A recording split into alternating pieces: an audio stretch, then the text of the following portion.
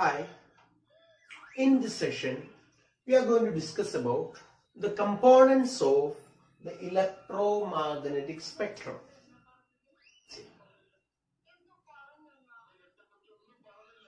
Hi, in this video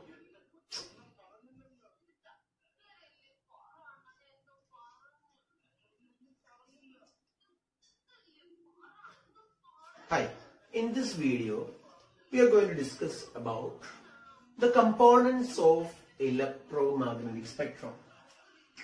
So there are 7 components for the electromagnetic spectrum: radio waves, microwaves, infrared radiations, visible radiations, ultraviolet radiations, X-rays and gamma rays are those 7 components.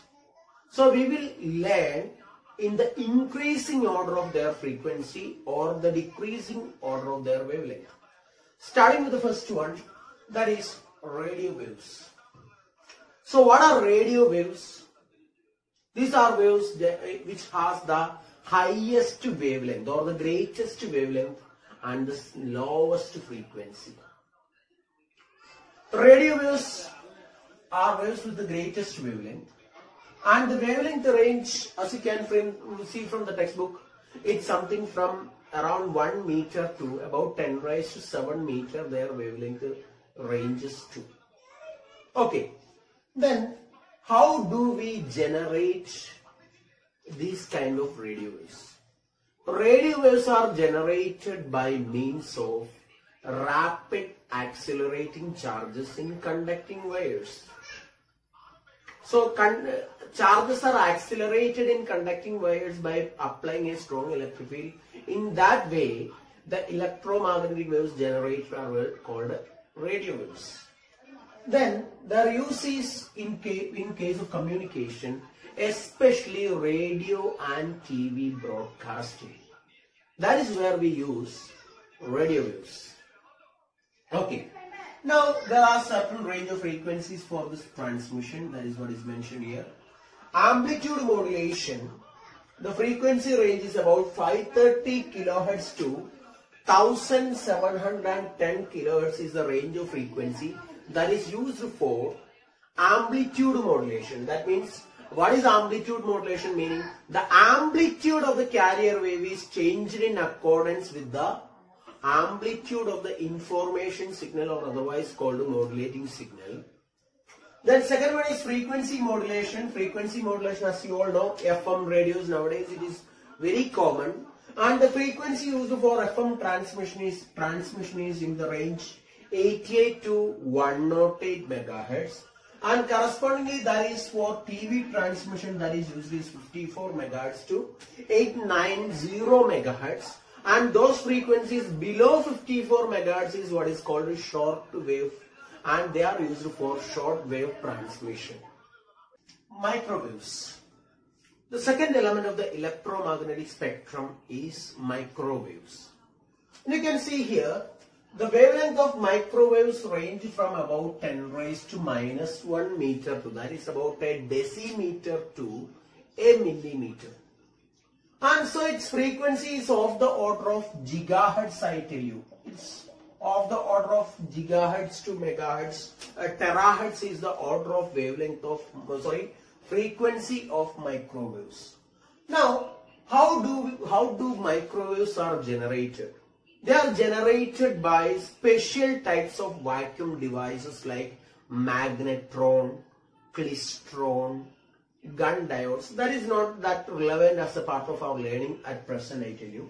Now, the most important aspect of microwave is use of microwaves. They are generally used for navigation and radar communication.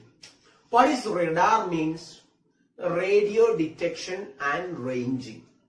Radio wave detection and ranging. But there we are not using radio waves, but we are using what is called microwaves, although radio comes in its name.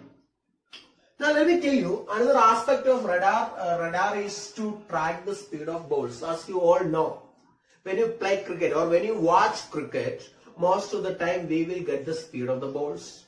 The same thing also we will see with tennis also. Whenever someone serves an ace, certainly you get the speed of that ace, right? Because these are all done by means of these microwaves. Another situation where microwaves are used is in satellite communication. Microwaves are also used for the purpose of satellite communication. Microwaves are also used for satellite communication. So microwaves find application in satellite communication as well. So these are a few applications I would say to track the speed of balls. So the very importantly you have to understand this. Now comes another important application in domestic purpose, that is in our houses, that is regarding a microwave oven. So it is based on the principle of resonance. Inside a inside a microwave oven, the marking is based on resonance. So what is resonance meaning? It is that condition where the natural frequency of the oscillator is equal to the driving frequency. Now so what do we cook in a microwave oven? Generally we cook foods having some kind of water content in it.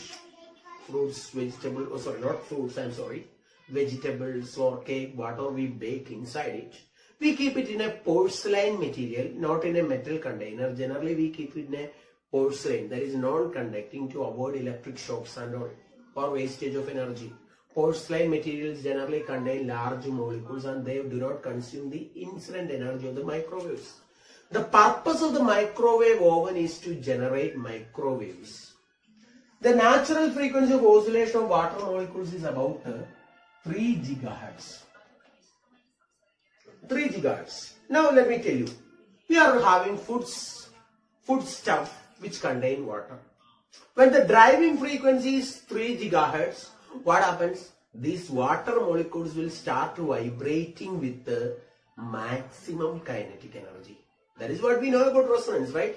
That condition where the natural frequency is equal to the driving frequency. At that condition, the amplitude of vibration will be maximum. So they will the water molecules will start vibrating with the maximum kinetic energy.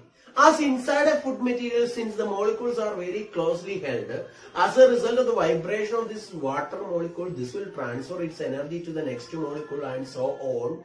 Just like the way the energy, the whole food item will get heated up. In that way, the food item will get baked. So this is how microwaves are this is what is about microwaves. For board exam, you are getting a question like write a note on microwaves, or you may be asked a question. So what type of waves are used for so and so application? So whether it is satellite communication or in microwave oven or speed of, mention the part of the electromagnetic spectrum. So you may be getting a question like this. Mention the part of the electromagnetic spectrum which is used for tracking the speed of molecules, balls. Just like the way is what you can expect a question in the school board examination. That is infrared radiations. So generally the wavelength range of infrared radiations is about 10 raised to -3 meter to 10 to the power -6 meter. Now so infrared radiations are also known as heat radiations. So infrared radiations are also known as heat radiations. So what will be the source of infrared radiations? Let me tell you, the source of infrared radiations are any body that produces heat. Any body that produces heat is a source of infrared radiations. And it also produces as a result of the molecular collisions as well. So infrared radiations are also produced as a result of molecular collisions. Now coming on to the use of infrared radiations. In very simple knowledge we can say we use infrared radiations for drying clothes or for drying purpose. So actually sunlight consists of infrared radiations, and those infrared radiations are absorbed by Earth, and as a result, the absorbed radiations by Earth will re-emit which will be trapped by the carbon dioxide layer of our atmosphere. That is what is known as greenhouse effect, as you all know. So it's actually the radiations trapped by the greenhouse gases of our atmosphere. As we know, it is necessary, but over is not good. That is what results in what is called a global warming and all.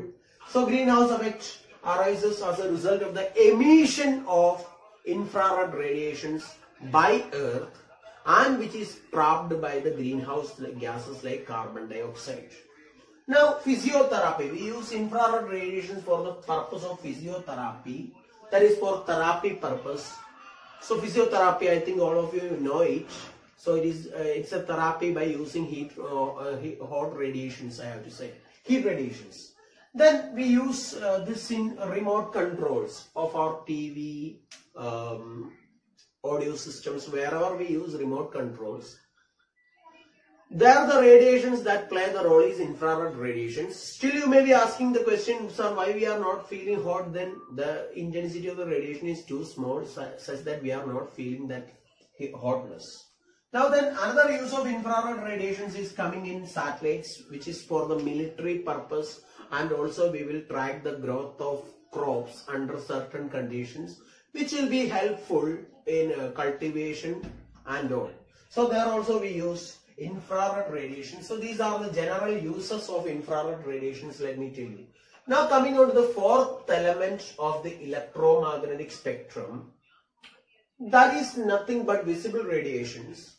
So as you know, visible radiations, these are the radiations which give us the sense of vision. The wavelength of these radiations, wavelength lambda of these radiations is about 0.4 micrometer to 0.7 micrometer, or it is from 4 into 10 to the power minus 7 meter, or 4000 angstrom to 7000 angstrom. And the purpose of visible radiations generally is that they give us the sense of vision. Fifth element of the electromagnetic spectrum, that is ultraviolet radiations or UV radiations. The wavelength of ultraviolet radiations is of the order of 0.4 micrometer to 0.6 nanometer. 0.6 micrometer to 0.4 micrometer to 0.6 nanometer. Please make a note of these units. Then what is the source of ultraviolet radiations? Ultraviolet radiations are produced by spectral lamps and hot bodies. And let me tell you one more important thing. Sun is an important source of ultraviolet radiations, as you all know. And the importance of ozone layer in protecting UV radiations. So that is another thing I will say. Overexposure to UV radiations will affect in tanning of skin, and it also will lead to cancer, as you all know. So that is where the importance of ozone layer is, as we all know. Again, the exposure to ultraviolet radiations can be minimized by using glasses, as you have seen with the welders using a glass mask in order to get protected from the UV radiations that is produced during the arcing process, as you all have seen it. Then coming on to the uses of ultraviolet radiations. So the first and most important use nowadays we are hearing RO and UV protected in water purifiers. RO, what is RO means? Reverse osmosis, and UV means ultraviolet purification. So you are finding it in most of the water purifiers nowadays. Then detecting fake currencies. So UV radiation, sir, there is a strip in currencies which are used for the purpose of identifying the purity of the note currency.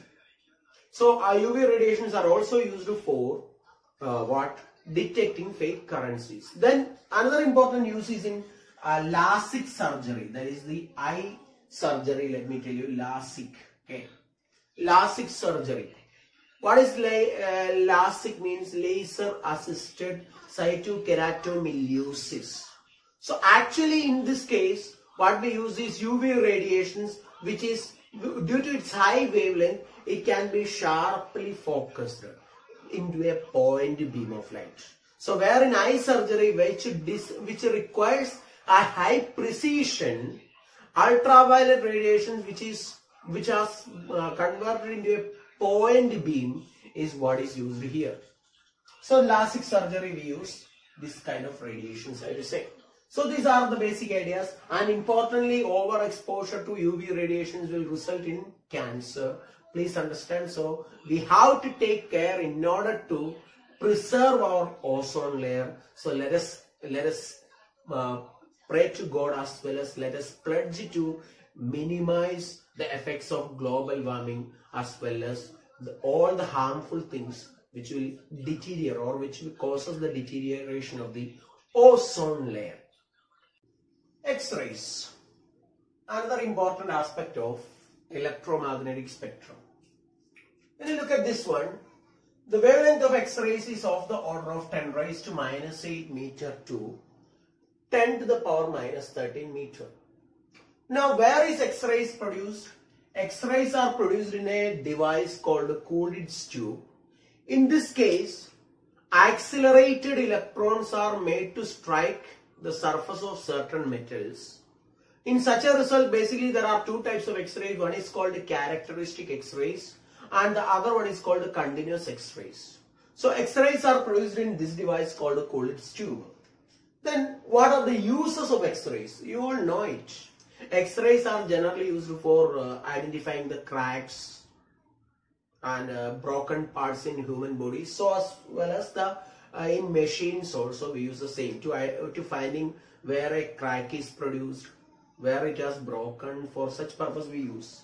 Then crystallographic studies, as you all know, you might have studied in chemistry about the Bragg's equation, 2d sin theta is equal to n lambda, where d is the inter-layer spacing or interatomic spacing.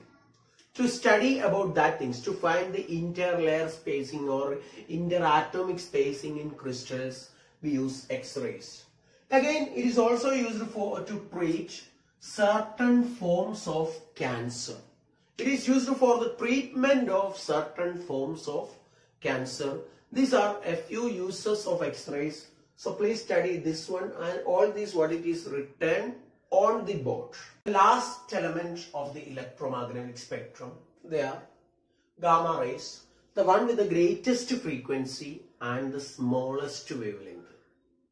The part of the spectrum which has the greatest frequency and the smallest wavelength.